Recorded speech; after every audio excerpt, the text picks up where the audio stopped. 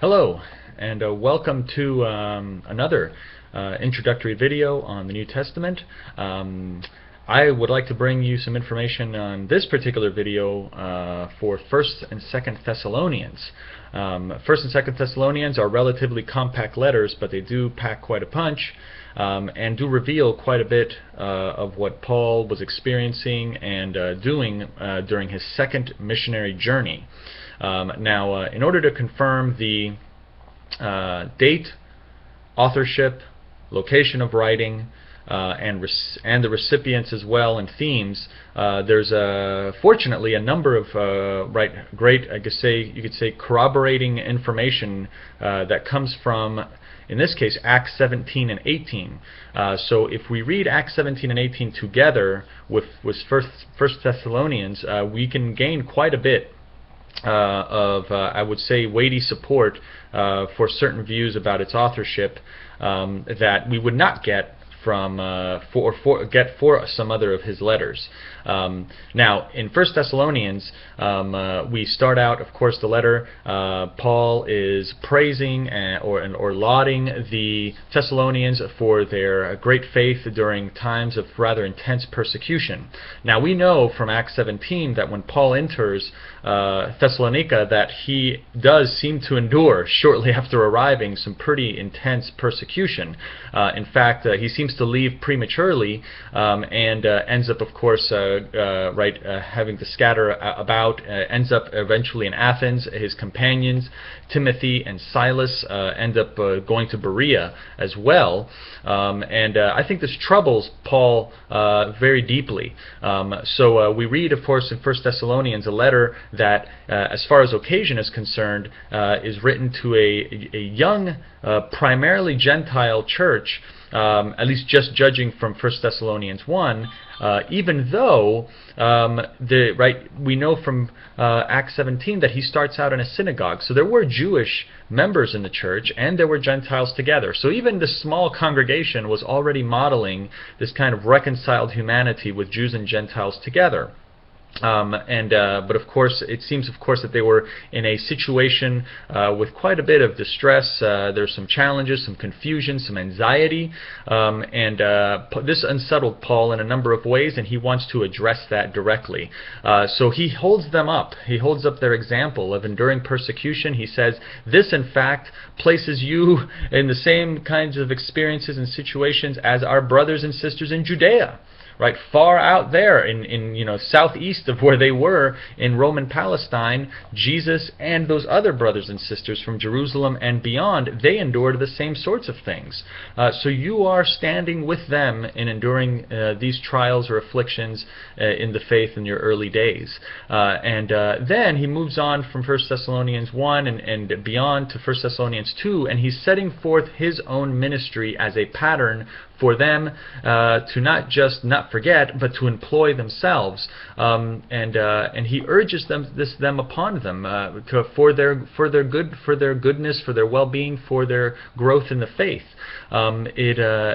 He mixes these very interesting maternal and paternal metaphors. So he states to them, look, in this time of challenge, of persecution, just remember me. I loved you like a mother. I cared for you like a mother. I instructed you like a father, and I worked hard for you and with you. So this is a great example that he sets forth for them. While he was with them and endured that persecution before leaving, he did at least set that kind of example, and he wants them to continue in that faith.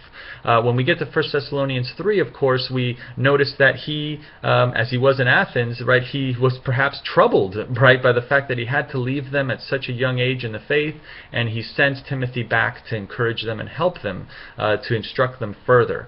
And this is where it gets interesting in terms of authorship and dating, because we know from Acts 18 that Paul eventually gets to Corinth, and he's rejoined by, as it says in verse 5 of chapter 18 in Acts, that he's rejoined by Timothy and Silas. Well, at the beginning of 1 Thessalonians, he mentions Silas and Timothy as being with him. And after being in Corinth for some time, he's brought up on charges, what seems to at that point be it's kind of the usual story with Paul. Right, he's endured quite a bit of accusations and persecutions even prior to that. But here some Jews bring up some charges against him. The charges are heard by Gallio, who, according to an inscription in Delphi, Greece, his proconsulship occurred during 51 and 52 AD. So if we put all this information together, it seems as if we have weighty or at least sufficient support to argue that Paul wrote the letter to the Thessalonians from Corinth while Gallio was proconsul there, and he had Timothy and Silas with him. Right, he was without them for some time, or at least without both of them, and they were all together there again. Again, I think he was distressed by what he knew the young congregation was enduring or facing in Thessalonica, so he sends this letter to them with Timothy. Timothy returns, perhaps around maybe around 6 months later, and writes another letter that is then delivered to them, because as we know from 2 Thessalonians, there's a number of very similar concerns that seems to preoccupy the people there, and they're repeated yet again in 2 Thessalonians. In fact, 2 Thessalonians 1 and 1 Thessalonians 1 have quite a bit of parallels in terms of concern and content. So I think that's what we have there, is the earliest known letter from Paul to a congregation right around 51 or so AD. There are some arguments, for Thessalonians being even earlier than that. Galatians also, there's some arguments for an early dating around 48, 49 AD. So one of those two letters is most likely the earliest one from Paul. So anyway, once we get beyond 1 Thessalonians 3, the main exhortative section of 1 Thessalonians is in chapter 4. And we know, he begins chapter 4 by saying, "Finally then, brothers and sisters, we request and exhort you in the Lord Jesus that as you have received from us instruction as to how you ought to walk and please God, just as you are and actually walking, that you excel still more." So he's encouraging them to continue to grow in their faith after he sets, again, this pattern of his own ministry as the basis and foundation for them to follow the way of Jesus. And here he first exhorts them by the way of their sexual behavior. Their sexual ethics is addressed as something that should not be following the pattern of the Gentiles. No matter how distressed or anxious they may be or how challenged they may be, he says, let your faithfulness overflow into your sexual behavior as well. He then, of course, addresses a few verses later that their love for one another needs to be real. He says, God himself has instructed you of how to love one another. You know how to do it. Go ahead and do it.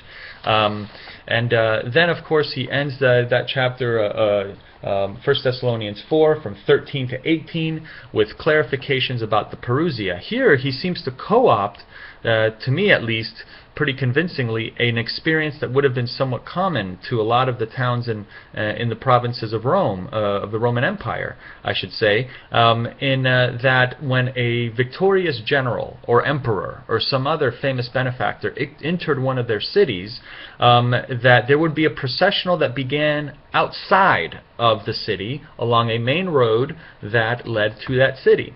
Well, of course, these cities, in a number of different patches of land there, they buried their dead. So it's interestingly that here that Paul presents the coming of Jesus using that kind of processional image, or if anything, something that they could relate to as an experience. And here he says, look, we're not waiting for one of our famous benefactors, one of our victorious generals, or one of our divine emperors to come. We are waiting for Jesus to come. And when he comes, the dead will rise and meet him, just as, of course, they would if he were entering a city. One of these benefactors would enter a city. They would pass by the dead, by the cemetery, and in this case, he says the dead will rise and meet Jesus, and then those of us who are alive will meet him as well. Now, of course, he elevates this as occurring on a heavenly, kind of in the skies, to show that, look, this is a much greater joining of the dead and the living with Jesus. which is not going to happen with one of the emperors or one of the other salvific figures of the Roman Empire. He says it will really happen this way with Jesus, and so he argues for the fact that the bond that both the living and the dead have in Christ cannot be broken. So perhaps there were a number of Thessalonians who thought, well, maybe Jesus has already come, or maybe those who have died, they're not going to be around. Oops, they're not going to be able to experience the coming of Jesus and his return and his setting rights the wrongs. Paul tells them, oh, he will. The dead will actually meet him, and the living will actually meet him as well. So with those words, he builds them up with the concluding remarks relating to what's really actually very apocalyptic language regarding being sons of and daughters of light rather than darkness. Right? He encourages them to continue steadfast on the path of light, to not give in to any of these behaviors that seem to embrace laziness, sloth, hopelessness, hatred, to not give in to those to those patterns and those proclivities, but instead to continue along the path that Paul had first set with them in his ministry, but that very much belongs to the life of Christ. And then, of course, he ends with what we know to be a very popular in 1 Thessalonians 5, for them to continue to pray, rejoice always, don't give in to passivity, work hard, and be those who actively wait in hope and live in hope. In 2 Thessalonians, some of these concerns with both eschatology, the return of Christ, the power that this is to have in their present life, and of course work and passivity or laziness or hopelessness, all of these things are also addressed in 2 Thessalonians. In 2 Thessalonians, I think we can maybe narrow down some of the main concerns to three. The first one, I would say, is brought up in 2 Thessalonians 1, 4 through 12, and it has to do with this justice of God issue. If we are suffering persecution, so it seems like it had endured for quite a while, when is God going to respond? How is he going to do this? And Paul assures them that there is going to be an eschatological reversal, right? It's something that already shows up in the ministry of Jesus, meaning that there's going to be a decisive act, from God in their future and in the future that will right these wrongs. Quite a bit of these Thessalonians, maybe all of them, had all been now marginalized as members of churches. They were probably all parts of networks of patron and clients.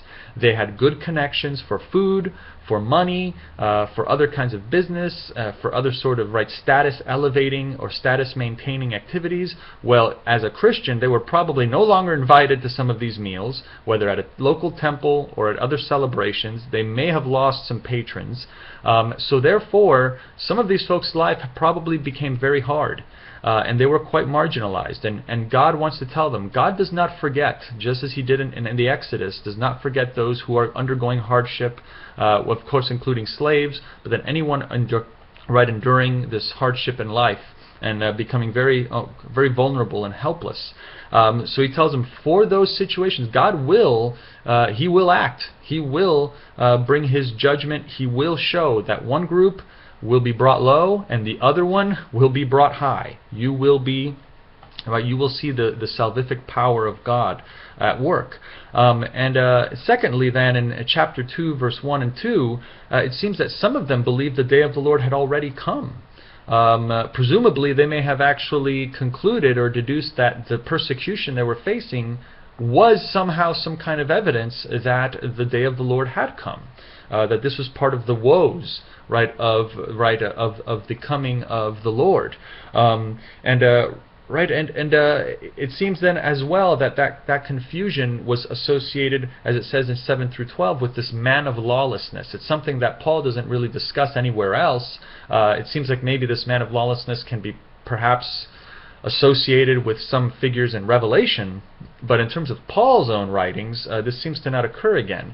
But this man of lawlessness, at least the way that it's described in 2 Thessalonians, it does make you think about Daniel right, Daniel, right, the book of Daniel, Daniel 11, 31 and 36, right, maybe some of these Gentile generals or rulers like Antiochus Epiphanes and several others, not just from the intertestamental period, but of course many of the emperors after Augustus who took on sort of semi-divine status and did make a lot of rather blasphemous claims about the centrality of their own life for everybody in the entire Roman Empire, that for them they determined, right, the fate of all of the people, and they had been granted this by the gods. I mean, this is the sort of thing that many, especially Jews, would have found and Christians would have found extremely offensive. And in fact, right, the slogans and mottos like peace and security, right, which is also on their coins, is something that's quoted by Paul near the end of 1 Thessalonians. And in there, Paul tells them, hey, you can repeat those mottos as often as you'd like of optimism. You are still sowing seeds of destruction, and they will experience this. Well, I think he's trying to convey that this man of lawlessness is somehow associated, right, with God's judgment. That is, God does see these claims that not only are they, right, being made in a blasphemous manner, but they're also lies. They're not actually going to help anyone. Those in the Roman Empire have a false sense of, right, peace. They have a false security. So he does, like, lead them to, right, to understand that this man of lawlessness is emerging, has come, and is being kept in check, and surely he will be dealt with decisively by God. So this, and that's what we mean by this eschatological reversal, is that God will decisively act, right, to bring the good. He will bring the right to that situation. You know, the lawless one who defiles the temple of God, that again, that seems to be a parallel with some Old Testament figures, like also mentioned in Ezekiel 28, 1 through 10, and even Isaiah 14, 4 through 20. Right, God's deluding influence, right, something that we also see perhaps in Romans. It's mentioned here in verse 11, I believe, of chapter 2. Yeah, for this reason God will send upon them a deluding influence so that they will believe what is false. It's a scary prospect, right, but that even has some parallels in 2 Samuel, right, 24. Right, there are situations, right, where the depth of self-deception and destructive rebellion is something that God then almost has to turn upon itself and use as a gateway or as an avenue to display what is actually good, and to elevate those that have for a long time had to endure persecution and hardship. But anyway, this is a letter that, again, he exhorts them at the end to, in many ways similar to the end of 1 Thessalonians, that they should continue in the way of faith, and not to live an unruly life, to not just simply agitate others for the sake of agitating them, or to not carry their own load, not work hard, but instead to continue to work and to be hopeful in this work and to be faithful in this work of faith. At any rate, I hope this gives you some idea of the right letters of 1 Thessalonians and 2 Thessalonians and the second missionary journey of Paul. And I wish you happy reading. Thank you.